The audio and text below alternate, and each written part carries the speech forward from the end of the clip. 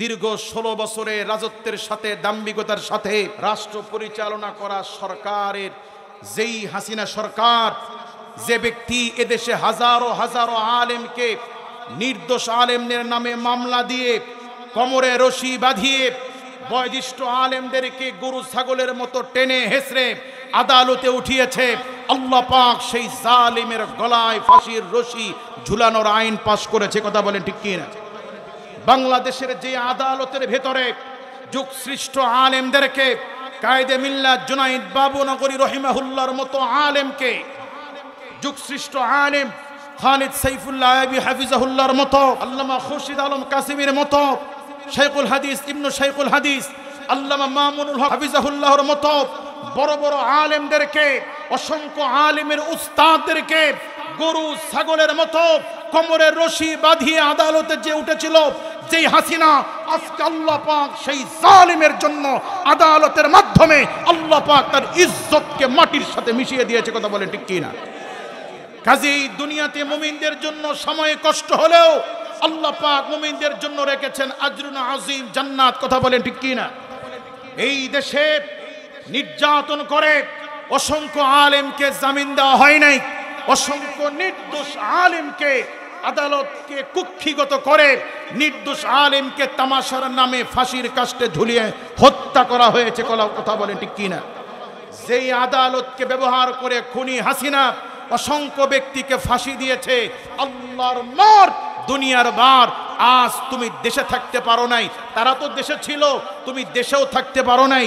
কাজী আল্লাহ পাক চাইলে যে কোনো মুহূর্তে যে কাউকে আল্লাহ পাক নাস্তে নাবুদ করতে পারেন। কথা বলেন ঠিক কি না? কাজী ওয়ালাল আখিরাতু খায়রুল লাকা মিনাল উলা।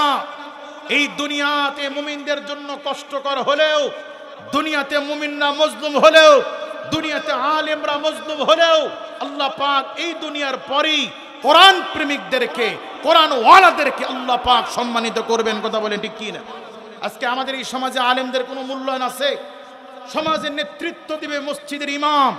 কেউ চুরি করলে, ডাকাতি করলে মানুষকে বিচার করার কথা ছিল ইমামের, এখন ইমাম বিচার করা তো দূরে থাক, ইমাম সাহেব চাকরি করতে পারবে কি পারবে না নির্ধারণ করে এলাকার সাদাবাস, লেতা, ঘুষ খায়, সুদ খায়, চরিত্র যার কুত্তার চেয়ে জঘন্য এমন ব্যক্তি, যে ব্যক্তি মসজিদের সাথে সম্পর্ক নাই, নামাজের খবর নাই, সারাদিন হারাম খায়, হারামের পিছে দৌড়ায়, হারাম বাহিনী নিয়ে দৌড়াদৌড়ি করে, এমন ব্যক্তি নির্ধারণ করে ইমাম থাকতে পারবে কি পারবে না?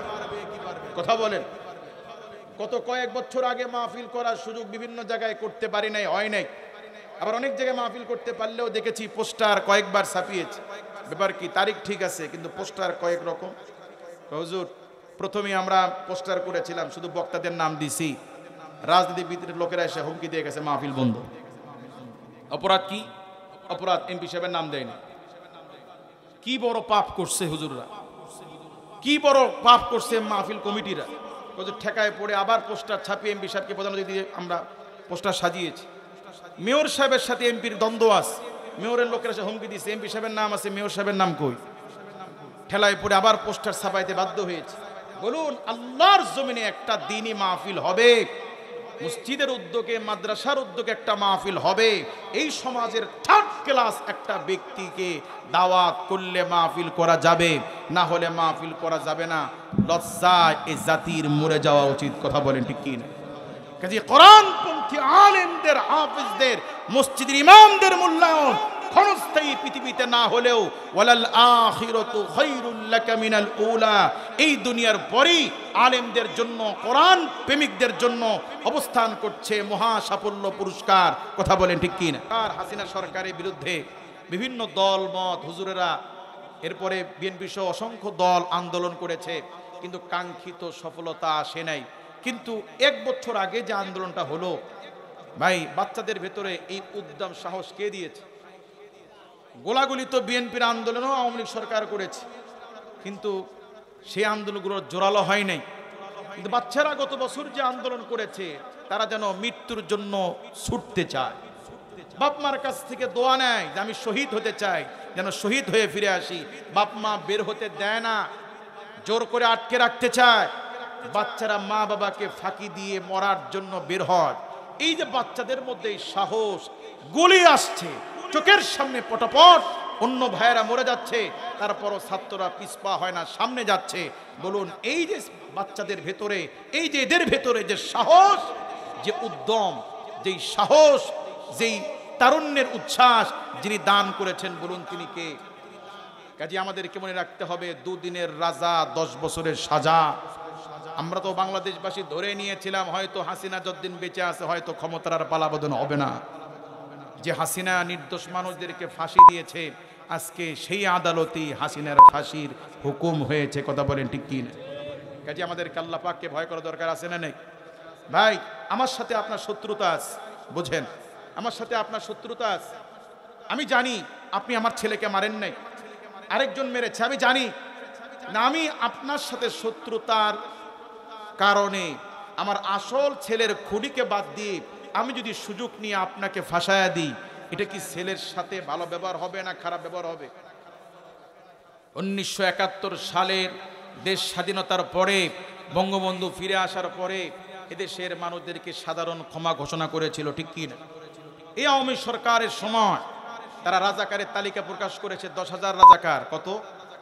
এই 10,000-এর মধ্যে আওয়ামী লীগের মধ্যে রাজাকার ছিল 8,500। এই তালিকা কারা করেছে? আওয়ামী লীগ সরকার। বলেন কারা? আওয়ামী লীগের মধ্যে রাজাকার ছিল কত? 8,500।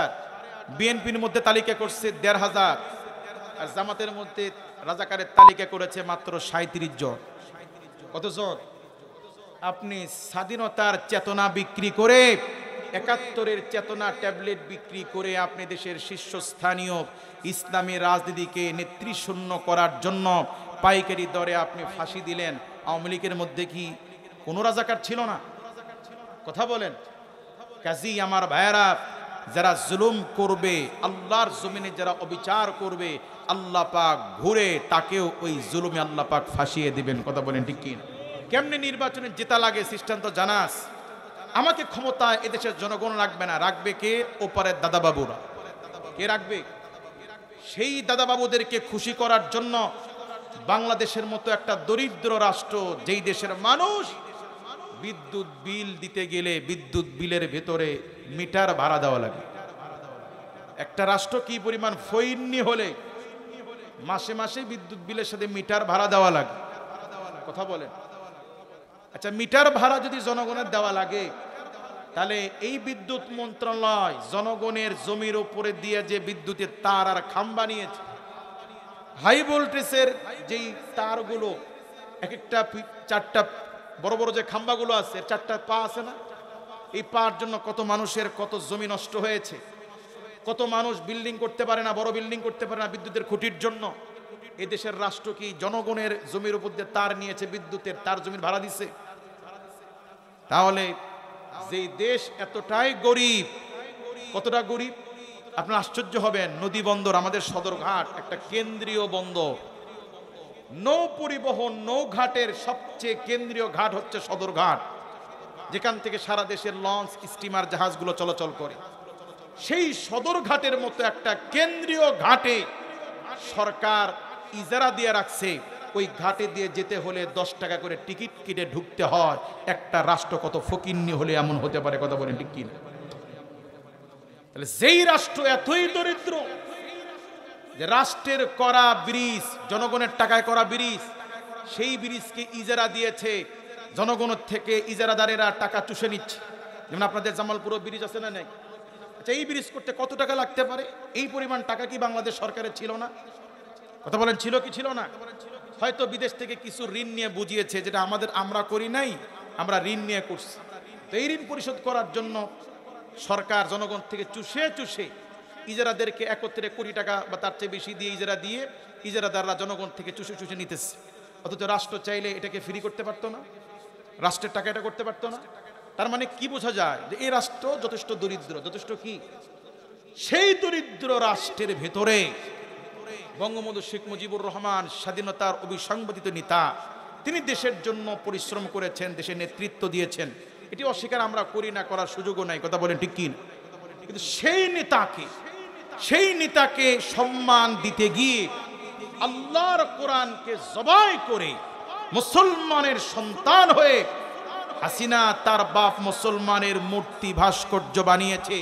এক একটি মূর্তি ভাস্কর্য বানাইতে শত শত কোটি টাকা খরচ হয়েছে। সারা বাংলাদেশের প্রতিটি উপজেলায় বঙ্গবন্ধুর ভাস্কর্য তৈরি করেছে তার বাবার সম্মানের জন্য। কিন্তু বলুন তো আসলে কি সম্মান হয়েছে না বেইজ্জত হয়েছে? 5ই আগস্টের পরে হাসিনার চেয়ে হাসিনার বাবার মূর্তির প্রতি মানুষের আক্রমণ বেশি ছিল।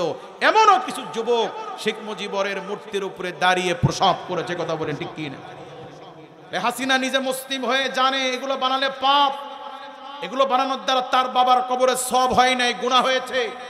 তুমি কার টাকা দিয়ে ভাস্কর্য বানালা? তোমার দেশের জনগণ চলতে পারে না, সদরঘাট থেকে ভিক্ষা করে টাকা তোলো, ব্রিজ থেকে ভিক্ষা করে টাকা তোলো, জনগণের বিদ্যুৎ বিলের ভেতরে মিটার ভাড়া ভিক্ষার টাকা তোলো, আর সেই টাকাকে স্বেচ্ছাচারিতার মাধ্যমে গরিব রাষ্ট্রের জনগণের টাকাকে তুসুরপাত করে তোমার বাবার কবরে জাহান্নামের আগুনের ব্যবস্থা করেছো শুধুমাত্র ওপারের দাদাদেরকে খুশি করার জন্য। আপনারা যদি খবর পান হিন্দুস্তানের মোদি কসাই, গুজরাটের কসাই খ্যাত মোদি হিন্দুস্তানের বুকে 1000টা মসজিদ তৈরি করেছে বা করছে, আপনারা খুশি হবেন কি হবেন না? ভালো লাগবে কি লাগবে না? কেন? একটা ভালো কাজ করছে।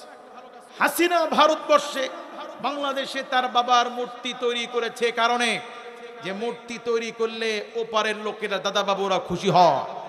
কথা কি বুঝতেছেন?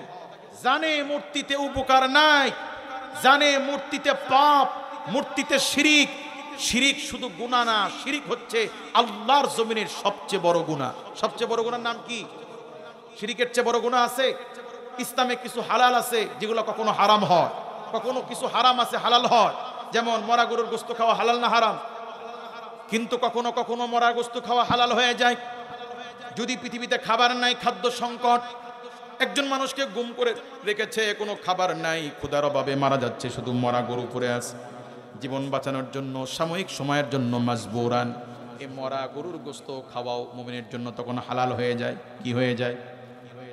ছবি প্রিন্ট করা হারাম, কিন্তু হজের জন্য, পাসপোর্টের জন্য মাজবুরান তখন জায়েজ হয়ে যায়। বেপর্দা নারী পুরুষের দেখা সাক্ষাৎ করা, গয়রে মুহরিম নারী পুরুষের সাথে দেখা করা হারাম। কিন্তু যদি কোনো মহিলা ডাক্তার না পাওয়া যায় যে এমন মারাত্মক রোগ হয়েছে, চিকিৎসার জন্য পুরুষ ডাক্তার দিয়ে অপারেশন করতে হবে, মাজবুরান ঠেকায় পড়ে তখন জায়েজ হয়ে যায়। তাহলে সাময়িক অনেক হারামগুলো কি হয়, কিন্তু শিরিক এত বড় গুনাহ, এত বড় গুনাহ। কেউ যদি আপনাকে গুম করে নির্যাতন করে,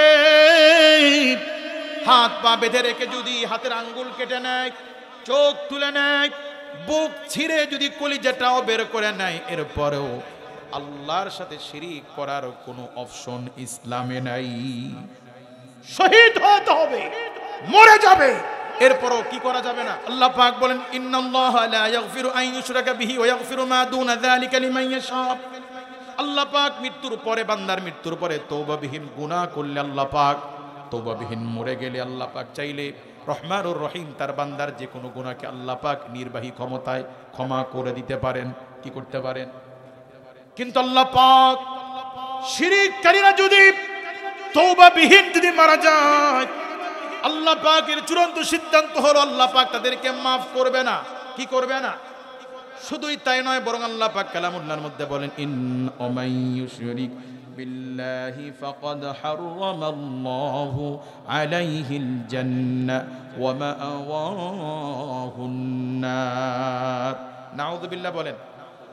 আল্লাহ পাক বলছেন ওমাই ইউশরিক বিল্লাহ, যে ব্যক্তি আল্লাহর সাথে শিরিক করে, ফাকাদ হারামাল্লাহু আলাইহিল জান্নাহ, শিরিককারীর জন্য আল্লাহ পাক জান্নাতকে হারাম করে দিবেন। ওমাই ইউশরিক বিল্লাহি ফাকাদ হারামাল্লাহু আলাইহিল জান্নাহ, শিরিককারীদের জন্য, মুশরিকদের জন্য জান্নাত হারাম। ওয়া মাওয়াহুন নার, জাহান্নামকে আল্লাহ পাক ওয়াজিব করে দিবেন। নাউযুবিল্লাহ বলে।